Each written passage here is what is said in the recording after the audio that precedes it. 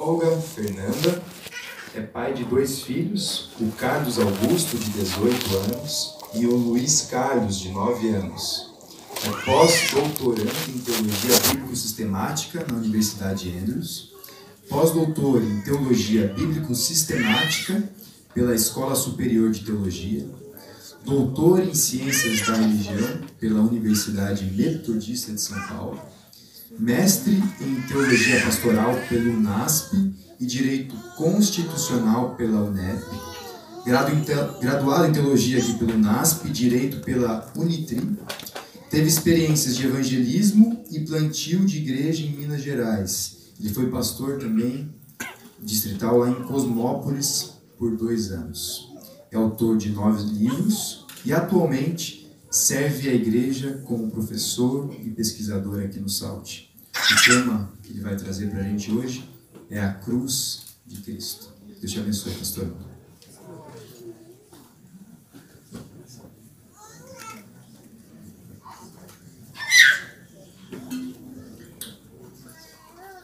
Talvez alguns não entenderam, né?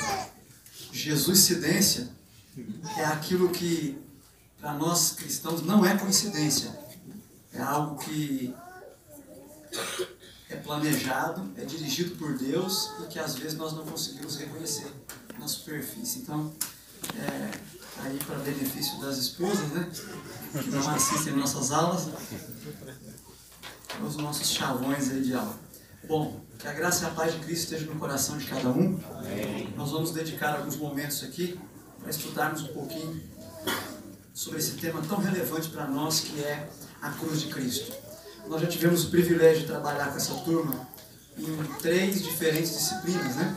Já trabalhamos teologia e filosofia lá no começo do curso, depois trabalhamos soteriologia e trabalhamos também, agora estamos trabalhando escatologia, mas eu quero falar um pouquinho de cristologia hoje. Quero falar um pouquinho da pessoa de Cristo e vou falar da pessoa de Cristo focado no sacrifício expiatório de Jesus na cruz do Calvário. Eu quero convidar você para ler comigo um texto que os estudiosos de cristologia consideram ser o Evangelho do Antigo Testamento. Quero convidar você para lermos juntos Isaías capítulo 53. Quero lhe pedir que enquanto nós tecemos algumas considerações sobre esse texto, que você mantenha a sua Bíblia aberta. Isaías capítulo 53. E diz, verso 1: Quem creu em nossa pregação, e a quem foi revelado o braço do Senhor, porque foi subindo como renovo perante ele, e como raiz de uma terra seca. Não tinha aparência e nem formosura. Olhámo-lo, mas nenhuma beleza havia que nos agradasse. Era desprezado e o mais rejeitado entre os homens, homem de dores e que sabe o que é padecer. E como um de quem os homens escondem o rosto, era desprezado e dele não fizemos caso. Certamente, ele tomou sobre si as nossas enfermidades e as nossas dores levou sobre si. E nós o reputávamos por aflito, ferido de Deus e oprimido. Mas ele foi transpassado pelas nossas transgressões e moído pelas nossas iniquidades. O castigo que nos traz a paz estava sobre ele, e pelas suas pisaduras fomos sarados. Todos nós andávamos desgarrados como ovelhas, cada um se desviava pelo caminho, mas o Senhor fez cair sobre ele a iniquidade de todos nós. Ele foi oprimido e humilhado, mas não abriu a boca. Como cordeiro foi levado ao matadouro, e como ovelha muda perante os seus tosqueadores, ele não abriu a boca. Por juízo o opressor foi arrebatado, e de sua linhagem, quem dela cogitou? Porquanto foi cortado da terra dos viventes. por causa da transgressão do meu povo foi ele ferido. Designaram-lhe a sepultura com os perversos, mas com o rico esteve na sua morte, posto que nunca fez injustiça, nem dolo algum se achou em sua boca. Todavia, ao Senhor agradou moê-lo, fazendo-o enfermar. E quando der ele a sua alma como oferta pelo pecado, verá a sua posteridade e prolongará os seus dias. E a vontade do Senhor prosperará nas suas mãos. Ele verá o fruto do penoso trabalho de sua alma e ficará satisfeito. O meu servo, o justo, com seu conhecimento, justificará a muitos, porque as iniquidades deles levará sobre si. Por isso, eu lhe darei muitos como a sua parte, e com os poderosos repartirá ele o despojo, porquanto derramou a sua alma na morte. Foi contado com os transgressores. Contudo, levou sobre si o pecado de muitos, e pelos transgressores intercedeu. Amigos, esse é um dos textos mais significativos no Antigo Testamento acerca do sacrifício de Jesus feito na cruz do Calvário. Cerca de 700 anos antes do ocorrido, Deus revela de forma tão vívida para o profeta Isaías o que aconteceria naquele episódio por ocasião do Gólgota, por ocasião da cruz do Calvário. Ali é predito que o Filho de Deus viria morrer em nosso lugar. O evento dos eventos, o ponto culminante do plano da salvação. Ali o texto mostra claramente que a morte de Cristo na cruz do Calvário não foi um acidente na agenda divina.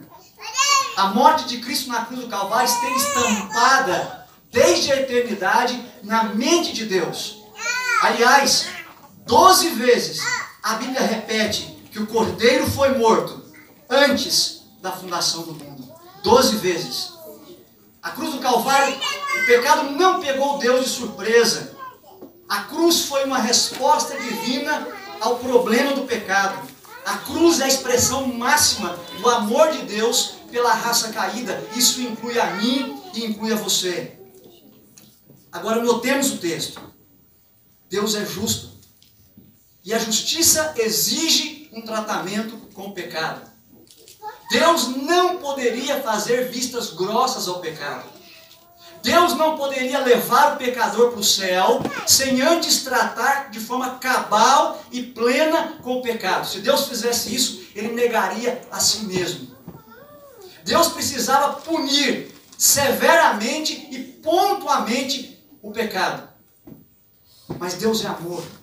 E Deus não queria destruir o pecador. Deus ama o pecador.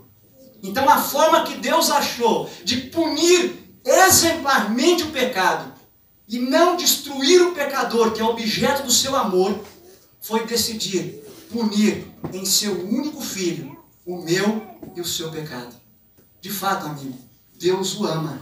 De fato, Deus nos ama. E nós precisamos nos lembrar disso permanentemente e constantemente. A cruz, portanto, é o símbolo, é o retrato mais vívido, estampado por Deus, para que o universo veja o amor dele por essa raça caída, da qual eu e você fazemos parte. A cruz, de fato, é um memorial do amor de Deus. É a forma que Deus encontrou de expressar ao mesmo tempo a sua justiça, que não podia ser passada por alto, e o seu amor, que não poderia ser também negado. Deus, de fato, nos ama. Mas quando eu olho para esse texto, Isaías 53, eu vejo aqui 3 grandes verdades que eu gostaria de compartilhar com você nesse momento. Primeira grande verdade, eu pergunto para esse texto: quem, afinal, levou Jesus para a cruz? Quem levou Jesus para a cruz?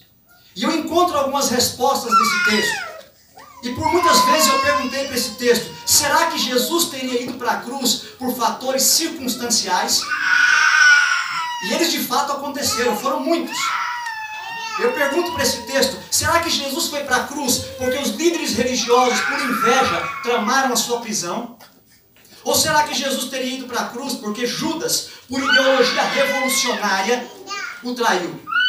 Ou Jesus teria ido para a cruz porque o Sinédrio, por inveja, na calada da noite, no arrepio da lei, ardilosamente tramou contra Jesus para acusá-lo de 2 crimes. Um religioso, blasfêmia, e o outro civil, sedição contra Roma.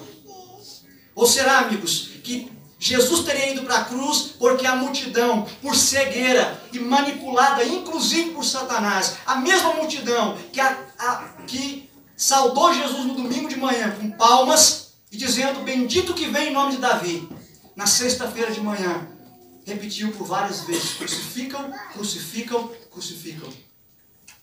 Ou será que Jesus teria ido para a cruz porque Pilatos, por covardia e agindo contra a própria consciência, negando uma revelação e intervenção clara de Deus, resolveu condenar o Filho de Deus, sabendo que era inocente?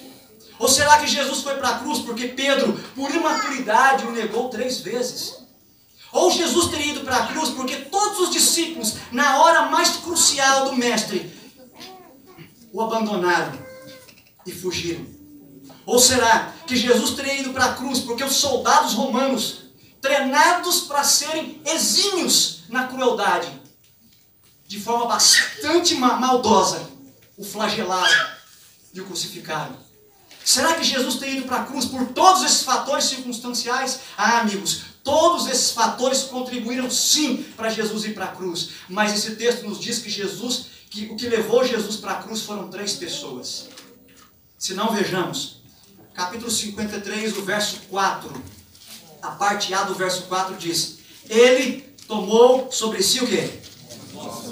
Nossas enfermidades, nossas dores. O verso 5, a parte A diz: Ele foi transpassado pelo quê? Nossas transgressões e nossas iniquidades. O verso 8, a parte B do verso 8 diz: Por causa da transgressão do meu povo. Sabe o que o texto está nos dizendo? Primeira pessoa que levou Jesus para a cruz foi eu e você. E aqui está dizendo o motivo pelo qual ele foi para a cruz. O verso 5, traduzido aí como transgressões e iniquidades, usa 2 termos. Primeiro termo, pechar, destacando o aspecto externo do pecado. Jesus foi para a cruz por causa da violação da lei ou do preceito moral. Mas Jesus também foi para a cruz por causa da rafon, por causa do aspecto mais íntimo do pecado. A perversidade, a depravação, denota a condição, intenção, culpa, vergonha. De forma que o texto está nos dizendo que a primeira pessoa que levou Jesus para a cruz, Jesus foi para a cruz para ser o nosso substituto. Eu e você levamos Jesus para a cruz, e se quisermos ser pastores, nós precisamos manter isso vivo na nossa mente, no nosso ministério. Nós também crucificamos o Filho de Deus. Portanto, nós também somos ovelhas, somos pecadores e carentes da sua graça. Sabe? Isso revela que o pecado é maligno e que o amor de Deus é incomensurável. Amigos, enquanto não entendermos que nós estávamos lá no Gólgota naquela tarde, não na cruz da direita, nem na cruz da esquerda, mas representados na cruz do centro, porque ali estava o nosso representante morrendo em nosso lugar, nós não vamos entender o plano da salvação e a misericórdia desse Deus maravilhoso em nosso favor. Eu e você estávamos lá. E Ellen White diz que colocaram os sacerdotes e os líderes tramaram para que a cruz de Cristo fosse colocada no centro. Ela disse que eles tiveram a intenção e combinaram com os soldados para que a cruz dele fosse colocada no centro. Por quê? Para que todos os que passassem, vendo a cruz no centro, entendessem que ali estava o pior, o principal dos pecadores. Pois Deus é tão misericordioso que a cruz cravada no centro se tornou centro de atração para todos os pecadores em todas as eras. Isso inclui a mim e a você também. Mas o texto nos diz que uma segunda pessoa levou Jesus para a cruz. Além dos pecadores como eu e você, uma segunda pessoa levou Jesus para a cruz. E essa pessoa foi o próprio Pai. Leia comigo o verso 4, a parte B do verso 4. Aqui diz: nós o reputávamos por aflito. Ferido de quem? Ferido de Deus. O verso 6, a parte B diz: mas o Senhor fez cair sobre ele a iniquidade de todos nós. E o verso 10, a parte A diz: todavia agradou a quem? Ao Senhor moê-lo. O que o texto está nos dizendo é que o Pai leva o Filho para a cruz. Você já parou para pensar nisso? Esse texto do verso 10. Quantas vezes eu me deparei com esse texto e pedi a misericórdia de Deus para entendê-lo? O Pai não apenas leva o Filho para a cruz, mas a Escritura Sagrada diz que Ele agradou moê-lo. Agradou ao Pai moê-lo. O verbo usado aí para moer indica esmagar, espedaçar, matar o filho. Indica apertar. É o mesmo verbo usado em outros lugares para dizer como é que apertava a azeitona para sair o azeite. Aqueles que são pais aqui sabem disso. Como é que pode agradar ao pai moer o filho? Sabe, o próprio texto nos diz por quê. O texto está nos dizendo que quem acionou a espada da lei contra o filho foi o pai. E ao pai agradou fazer isso. Sabe por quê? Porque ele mais explica, não havia plano B para a redenção. Era apenas por meio da morte do filho que 4 realidades se concretizariam. Número um, o caráter de Deus seria plenamente vindicado. Número 2, eu e você poderíamos ser redimidos do pecado. Número 3, esse ponto manchado do universo um dia será finalmente limpo. E número 4, a paz e a harmonia do universo, que um dia reinaram, voltarão a reinar por causa da morte, por causa da vitória do Filho de Deus sobre o pecado e sobre a morte. Amém? Amém. Não havia outro jeito. Não havia outro jeito. Deus nos ama. Não havia um plano B. Ellen White diz, desejar todas as nações, página 604, se Cristo pudesse ser vencido, a terra se tornaria para sempre reino de Satanás, e a raça humana estaria perpetuamente em seu poder. Então você já entendeu por que agradou ao Pai moer o Filho? Porque no Filho, o Pai, o Espírito, a divindade mostram o seu caráter. O equilíbrio perfeito entre misericórdia e justiça. A justiça que não passa por alto o pecado, mas a misericórdia que não destrói o pecador a quem esse Deus tanto ama. E entre esses pecadores, eu e você. Mas o texto também fala de uma terceira pessoa responsável por Jesus ir para a cruz. E essa terceira pessoa é o próprio Cristo. O texto diz que Jesus vai para a cruz voluntariamente. Verso 4, a parte A diz... A parte A do verso 4 diz que Ele tomou sobre quem? Sobre si. 2 vezes. Ele toma sobre si e no mesmo verso ele leva sobre si. Ele não apenas faz o pacto, ele não apenas se compromete, mas ele cumpre a promessa. 2 conselhos. O conselho eterno, onde tudo foi decidido. E o segundo conselho, o conselho de paz, onde tudo foi reafirmado. O primeiro conselho, na eternidade, quando se decide criar. E criar em liberdade. E liberdade pressupõe risco. E Deus dá uma resposta para o risco. Para não abrir mão de criar a mim e a você em liberdade. Segundo conselho, depois do pecado. Jesus Cristo se reúne com o Pai e o Espírito para confirmar o pacto feito antes. E agora era hora de vir, explicar para os anjos e depois explicar e vir em busca de Adão e Eva no Éden. 2 conselhos. Jesus Cristo toma sobre si e ele leva sobre si. E ele faz isso voluntariamente. O apóstolo Paulo diz que na plenitude do quê? Dos tempos. Ele faz isso voluntariamente. Então, amigos, Jesus Cristo não foi para a cruz porque foi induzido, pressionado, forçado ou porque era inescapável, mas por amor de mim e de você. As coisas podem estar difíceis. Eu estou certo que estou falando para pessoas que queriam que as coisas estivessem diferentes nesse momento da carreira e da formação acadêmica de vocês. Mas eu precisava compartilhar esse texto com vocês, dizer que o Cristo que morreu por vocês é o mesmo ontem, hoje e o será o quê? Eternamente. Então confie nele. Confie nele. E o mais? Ele fará. Bom, mas eu faço uma segunda pergunta para esse texto. A primeira pergunta foi: quem levou Jesus para a cruz? E nós já vimos que eu e você levamos Jesus para a cruz. O pai levou o filho para a cruz. E o filho ainda assim foi o quê? Voluntariamente para a cruz. Mas esse texto me responde uma segunda pergunta. A segunda pergunta é: que tipo de sofrimento Jesus Cristo suportou na cruz? Esse texto me diz que o primeiro tipo de sofrimento foi o sofrimento moral. Se não, leia comigo o verso 3. Diz assim: era desprezado e o mais o quê? Rejeitado entre os homens. Homem de quê? De dores. E que sabe o que é padecer. Agora preste atenção no fim do verso. E como um de quem os homens o quê? Escondem o rosto, era o quê? Desprezado. A atitude das pessoas em relação a Jesus Cristo por ocasião da crucifixão foram duas. O texto diz: as pessoas sentiram repulsa por Jesus. E segundo, outros desprezaram Jesus. A repulsa você sabe o que é? É quando alguém está numa condição que você não consegue nem olhar. Mas o desprezo você sabe o que é. E o verbo usado aqui para desprezo é o mesmo verbo usado em outros lugares aqui da Bíblia para indicar ódio. Em outros versos aparece como ódio. Então havia dois tipos de pessoas. Pessoas que ficaram com pena de Jesus e pessoas que sentiram o quê? Ódio de Jesus. As que ficaram com pena de Jesus, ficaram com pena por causa do seu sofrimento.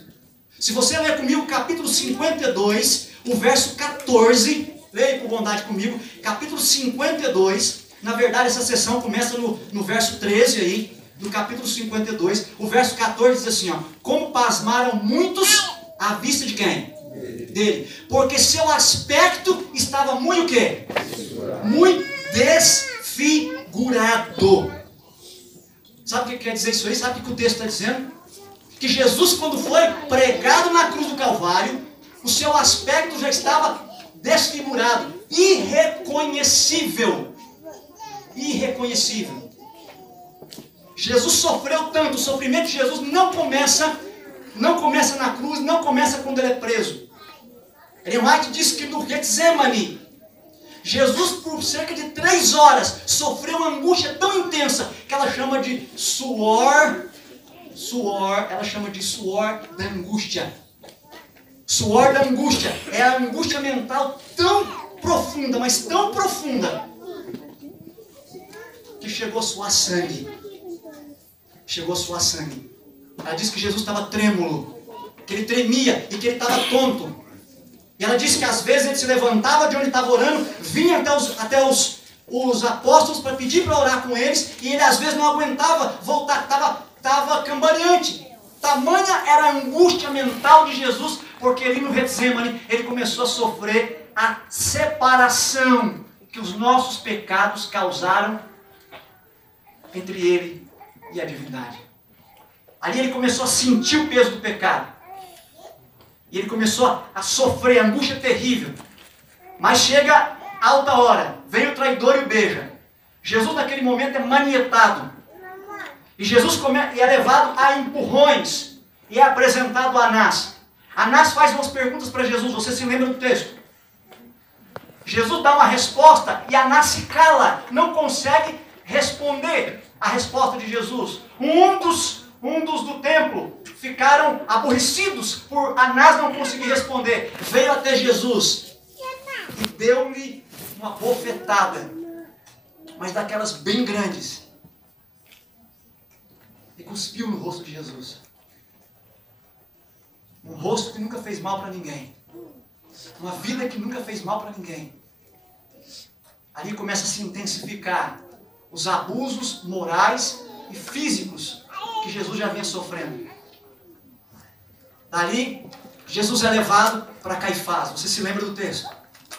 Caifás pergunta para Jesus se ele era o mesmo Filho de Deus. Jesus diz, tu dizes. Ele então rasga as vestes. Não tinha amanhecido o dia ainda, não era costume condenar um acusado durante a noite. O sinédrio só se reuniria ao amanhecer do dia. Mas enquanto isso, Caifás, Anás se reuniram com mais alguns do sinédrio e trouxeram de novo Jesus para ser interrogado. E depois do interrogatório, colocou Jesus ao controle dos guardas. E nesse momento os guardas começaram a escarnecer de Jesus. Colocaram um pano vermelho sobre a cabeça dele e começaram com um pedaço de pau e lanças bater na cabeça dele e dizer assim, você não é o Cristo? Então profetiza aí quem te bateu. Às vezes tiravam o pano, cuspiam, colocavam de novo, batiam de novo. O dia amanheceu, o sinédrio julgou naquele circo ali. Ele é levado então para ser apresentado a Pilatos. E quando ele é apresentado a Pilatos, Pilatos começa uma sessão de interrogatório. Não achando o que acusar Jesus. Você sabe o que aconteceu? Pilatos manda açoitá-lo pela primeira vez. E você tem que entender o que é isso. O chicote romano era feito de 9 tiras. E cada 3 eram enroladas em uma só. E na ponta havia pedaços de chumbo ou de ossos. E o carrasco era refinadamente preparado para bater de uma forma que aquilo abraçava por trás as costelas do flagelado, e quando ele puxava de volta, aquilo lacerava a pele do flagelado. E se você fazer um cálculo básico comigo, uma quarentena de açoites menos 39, 3 grandes tiras, multiplica 39 por 3, pelo menos 117 ferimentos. E Ellen White diz que Jesus foi fustigado 2 vezes, antes de ir para Herodes e depois que veio de Herodes. Jesus perde água, perde sangue, mas o que é pior de tudo, perde todos aqueles que um dia andaram com ele, que se beneficiaram do ministério dele. Quando Jesus é trazido de volta, levado para Herodes, Herodes coloca uma capa pagã sobre Jesus. Que abuso! Que abuso! Jesus é trazido de volta, Pilatos então, instigado pela multidão, condena. Jesus sai ali, é colocado um patíbulo de cerca de 15 a 17 quilos nas suas costas. Jesus caminha 3 passos e cai. Tira o patíbulo, ele se recobra, levanta de novo, caminha mais 3 passos e cai. Percebendo que não ia dar certo, colocam sobre Simão. Os filhos de Simão eram seguidores de Jesus, mas ele não. E eles levam Jesus para o Calvário. Quando chegam no Calvário, deitam os ladrões e deitam Jesus sobre a cruz que estava no chão. Vão pregar os ladrões e eles não querem ser pregados, mas Jesus calma e mansamente, já sem forças físicas, mas pensando em mim e em você, Jesus dá as mãos, abre os braços, para que os portais dos céus um dia sejam abertos para mim e para você. Cravos de 15 a 17 centímetros são traçados nos seus punhos e nos seus tornozelos. E eles levantam a cruz. E Ellen White diz que quando a cruz é levantada, tinha um buraco no chão. Eles colocam a cruz ali, e ela diz que quando eles empurraram a cruz dentro do buraco, ela diz que a cruz bate de forma muito forte no buraco. E ela diz que naquele momento Jesus começa a ter convulsões. Maria estava ali, e Ellen White diz que Maria não conseguiu. João teve que tirar, eles tiveram que tirar Maria dali porque ela não suportava.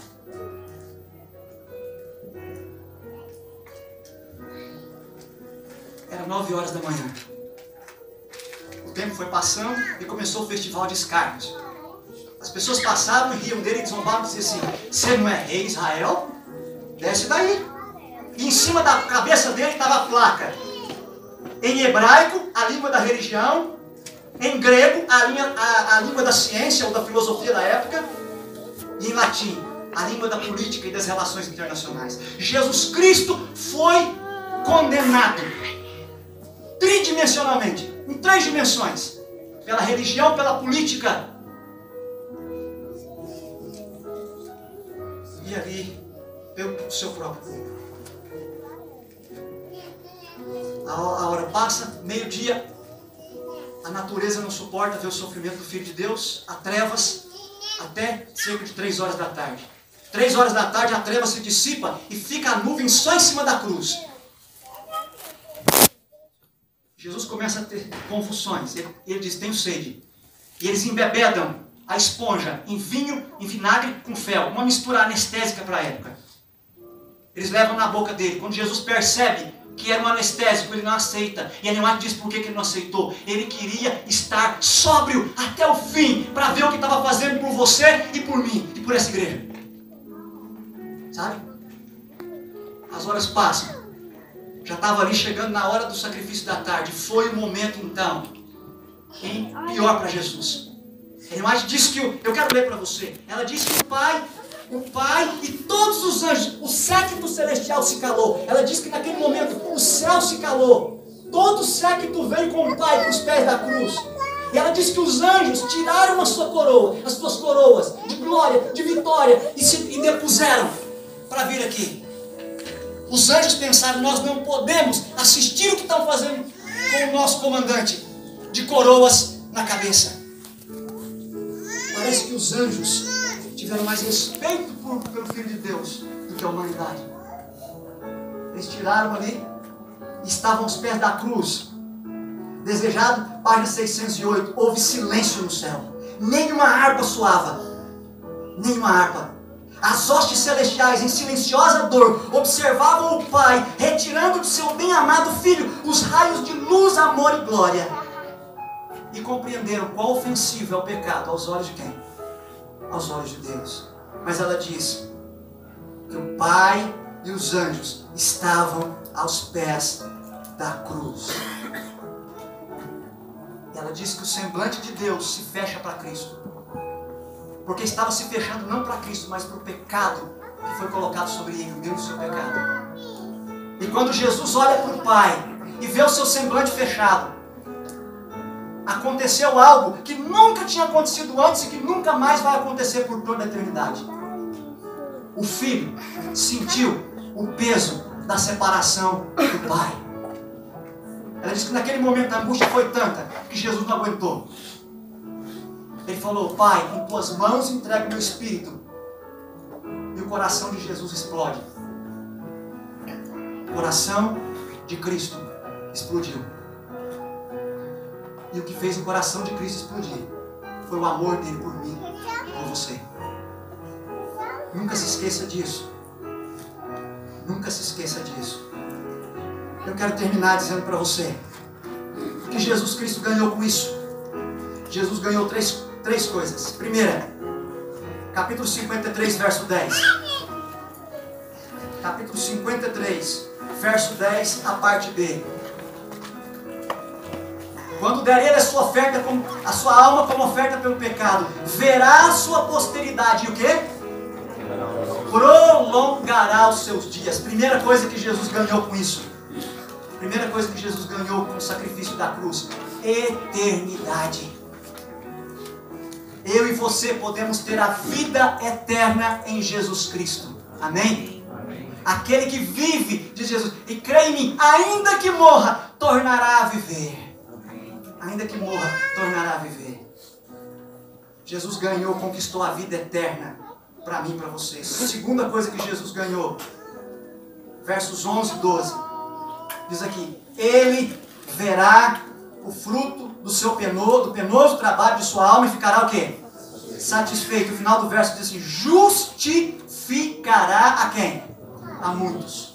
Segunda coisa que Jesus ganhou com isso, o direito de justificar pelos méritos de seu sangue, pelos méritos de seu santo sacrifício, justificar todo aquele que nele crê, para que não pereça, mas para que tenha o quê? A vida eterna. E a terceira e última coisa que Jesus ganhou. Terceira e última coisa que Jesus ganhou com isso. 2 fragmentos de textos aqui. Capítulo 52, verso 13. Ele procederá com prudência e será o quê? Exaltado e elevado. E será o quê? Muito sublime. Onde você encontra isso aqui? Hebreus capítulo 1. Jesus Cristo sendo entronizado e sendo exaltado agora com a autoridade de Deus homem, para reinar eternamente e interceder por nós enquanto é tempo. E por fim, para mim, uma das coisas mais lindas desse texto, diz o capítulo 12, capítulo 53, verso 12.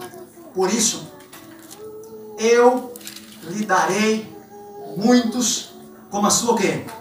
Como a sua o quê? Como a sua parte. Sabe o que o texto está nos dizendo? Que quando Jesus subiu, isso você tem lá nos evangelhos, quando o sacrifício foi aceito e o Santo Espírito foi derramado em profusão, o Consolador começou a sua obra de convencer do pecado, da justiça e do quê? Do juízo. E quando aceitamos que somos pecadores, recebemos a justiça de Jesus Cristo sobre nós, e Jesus então nos leva e nos apresenta justificados ao Pai. E o Pai então, olhando para nós, através dos méritos de Cristo, esse texto diz que Ele faz o quê? Ele dá muitos para Jesus como a sua parte. Ele nos traz de volta para Jesus, nos entrega para Jesus e está aí, filho, em homenagem ao teu papel no plano da salvação. Aí estão as tuas primícias. Aí estão as tuas primícias. Portanto, amigo, quando uma alma se rende ao Salvador, o céu se alegra. Quando uma alma se rende ao Salvador, Jesus Cristo olha para as suas marcas. E Jesus, por mais doloroso que tenha sido, Jesus diz: valeu a pena. Valeu a pena. É esse o evangelho que você é chamado a pregar. As pessoas precisam conhecer esse Deus. Esse Deus que não passa por alto o pecado, mas que não deixa o pecador perecer na sua escuridão e na sua miséria. Esse Deus que pelo sacrifício da cruz vencido, o sacrifício perfeito, vencido e aceito, hoje está no santuário celestial, intercedendo como advogado em meu favor e em teu favor, até aquele momento em que Ele vai dizer: está feito, e vai vir buscar os seus servos para habitar com Ele na eternidade. Ali na eternidade, nós vamos ter o privilégio de um sábado até outro sábado, diz o profeta Isaías, estar na presença dEle. E ao vermos as marcas da cruz, ao vermos as marcas dEle, nós vamos nos lembrar do memorial do amor de Deus, a cruz do Calvário. É com a cruz que começamos, é pela cruz que seguimos, e é com a cruz que vamos terminar essa reflexão. Eu estou certo de que alguns de vocês estão com o coração bem apertadinho pela situação que vocês estão vivendo com relação aos chamados. E esse texto foi escolhido nesse propósito, de lembrar você que o Pai não socorreu o Filho dele lá na cruz para poder socorrer a mim e você hoje. Jesus Cristo é o mesmo ontem, hoje e o será eternamente. Confia nele. Entrega o teu caminho para Ele. E o mais, Ele fará. Deus abençoe cada um de vocês. Que Deus os conforte.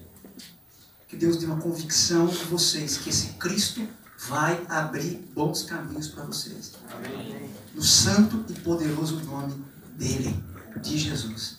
Vamos orar? Senhor, nós te agradecemos pelo sacrifício de Jesus Cristo em nosso favor na cruz do Calvário. Não temos palavras, Senhor, para te agradecer por tudo o que és, o que fizestes, o que fazes e o que prometestes que ainda fará por nós. Pai, toma a nossa vida, a nós que já estamos no ministério, nos revista de poder do céu, Senhor, para seguir adiante fazendo a Tua vontade. E esses Teus filhos que se prepararam, famílias que deixaram tudo para se prepararem para te servir, ampara-os, Senhor. Tem misericórdia deles. Abra um bom caminho para eles. Tira do coração deles a angústia e transforma, Senhor Deus, essa angústia em esperança, em convicção, a certeza de que Tu és o mesmo ontem e hoje o será eternamente. Guarda no Senhor em Teu nome e volta logo para nos tirar desse mundo de pecado. Nós Te fazemos esta prece, agradecidos, em nome do Senhor, em nome de Jesus, hoje e sempre. Amém.